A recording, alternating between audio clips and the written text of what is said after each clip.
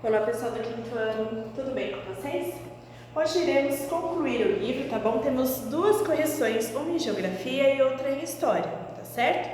Bom, em geografia, começando pela página 32, no conteúdo nós falávamos sobre as tecnologias, né? As inovações que essas tecnologias trazem à cidade, né? Isso é muito bom, né? Todo esse desenvolvimento tecnológico, isso é muito bom, isso é muito proveitoso, é um avanço da ciência, porém, vocês precisam saber que na implantação dessa nova tecnologia, o que deve priorizar, que nós devemos priorizar, o que deve permanecer é a natureza, tá? Então, certo não é ir colocando o outdoor, transformando a cidade somente com tecnologias, tá bom? O outdoor são aqueles banners, né, aqueles cartazes grandes que ficam aí anunciando, tá, as coisas.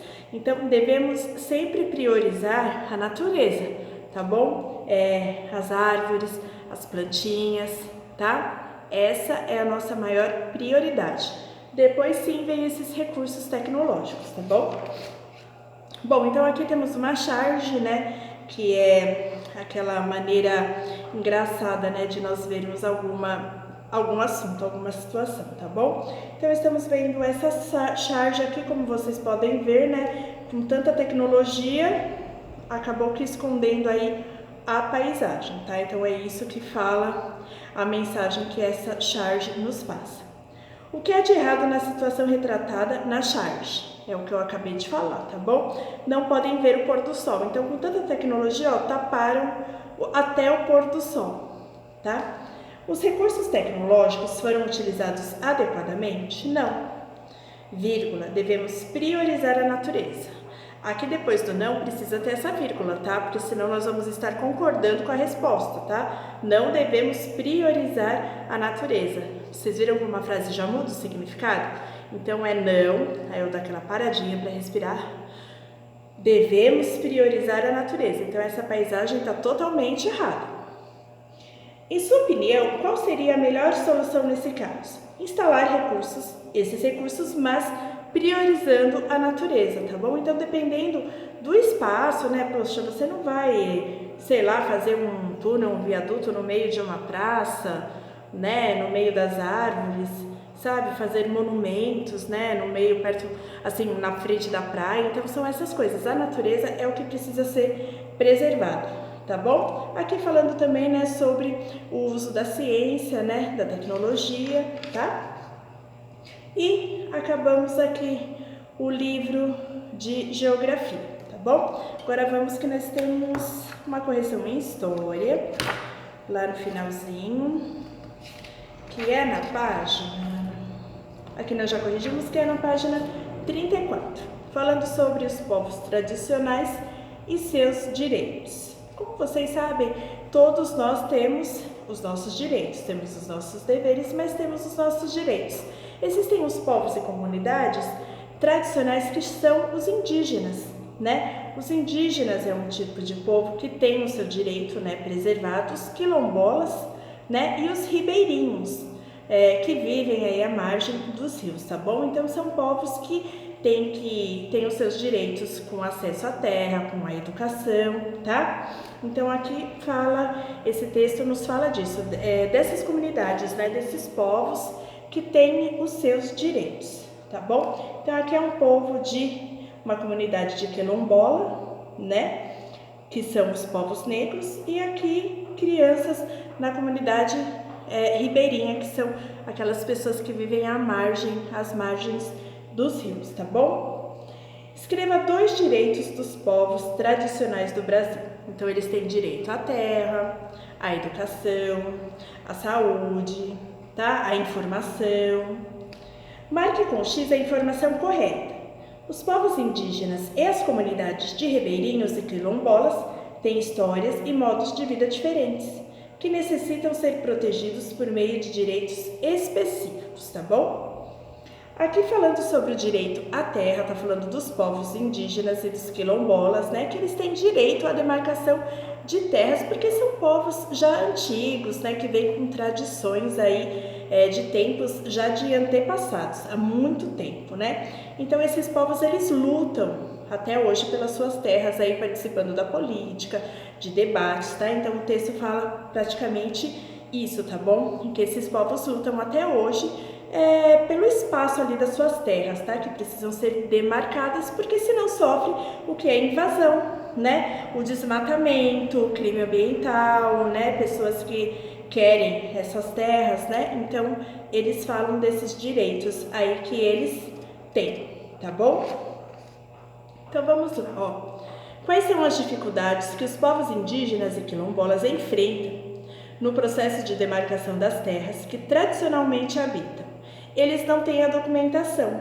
Eu não sei se vocês sabem, mas para o papai, para a mamãe, né, para um adulto adquirir uma casa, ele precisa ter toda a documentação em ordem, que comprove que aquela casa, que aquele espaço ali é dele. E infelizmente essas comunidades não têm essa documentação, né? Então aí fica difícil com que eles consigam demarcar as suas terras, tá? Qual é a sua opinião sobre a demarcação de terras indígenas e quilombolas? Aqui é uma resposta pessoal. Eu já falei para vocês que opinião não tem nem certo e nem errado. Nós precisamos respeitar, tá bom? Porém, eu coloquei que eu concordo, porque eles têm direito, né, a esse pedaço de terra, né? São comunidades, são tribos que vivem ali há muito tempo, né? Aquele espaço ali já foi adquirido por eles, né? São comunidades antigas, coisa de cultura, já vem de antepassados. Então eu particularmente, eu concordo, tá bom? Que eles tenham direito a esse espaço de terra, tá certo? E qual é a importância das tecnologias digitais para os indígenas nos dias atuais? A modernidade. Embora muitas tribos hoje façam parte dessa modernidade, já sabem usar a internet, né? Já se comunicam aí com o WhatsApp, mas muitas tribos ainda carregam aí a maneira de viver de antigamente, né? Então, a importância, eu acho que é a modernidade mesmo, né? Os indígenas estarem a par das coisas que acontecem, das tecnologias novas, né? De como você pode conversar com a outra pessoa, né? A longa distância, tá bom? Então, as tecnologias, elas ajudam, tá? Elas estão aí para melhorar, né? Para ajudar a população, inclusive a população indígena, sem perder o foco, né? Sem perder a raiz que eles tanto cultivam, né? Que é aquela coisa de natureza, de ter passado, de deuses, né? De danças. Então, sem perder todo esse foco, tá bom? Bom, pessoal, o livro está concluído, tá? Agora nós vamos para inglês, tá bom? Em inglês, na página 72, tá? Nós vamos começar a falar um pouco sobre Moving Around the Site, que são elementos que fazem parte da cidade, tá? Aqui temos um diálogo que depois eu coloco para vocês, as pessoas, né, conversando sobre elementos da cidade. Que elementos são esses? Algumas placas de trânsito, tá? Go straight ahead, que é seguir em frente. Turn left, vira à esquerda. Turn right, vira à direita. Crosswalk, que é a faixa de pedestre. Traffic light, que é o semáforo, né? Farol de farol. Sidewalk, que é a calçada. Bike lane, que é a ciclovia. Traffic circle, que é o círculo rotatório.